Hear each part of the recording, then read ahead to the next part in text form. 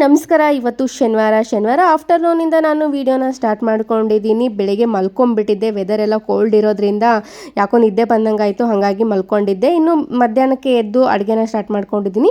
ಇಲ್ಲಿ ಜೋಳದ ರೊಟ್ಟೆನ ಮಾಡ್ಕೊಳ್ತಾ ಇದ್ದೀನಿ. ಅದಕ್ಕೆ ಕಾಂಬಿನೇಷನ್ ಆಗಿ ಬೆಂಡೆಕಾಯಿ ಚಟ್ನಿ ಹಾಗೆ ಹಸಿರು ಮೆಣಸಿನಕಾಯಿ ಚಟ್ನಿ ಕೂಡ ಮಾಡ್ಕೊಂಡಿದ್ದೆ. ಈಗ ರೊಟ್ಟಿ ಕೂಡ ರೆಡಿ ಆಯಿತು. ಇನ್ನು ಆವಾಗಿಂದ ಗ್ಯಾಸು ಹಾಗೆ ಕೌಂಟರ್ ಟಾಪ್ ಎಲ್ಲ ಕೂಡ ಕ್ಲೀನ್ ಮಾಡ್ಕೊಂಡ್ಬಿಡ್ತೀನಿ ನಾನು.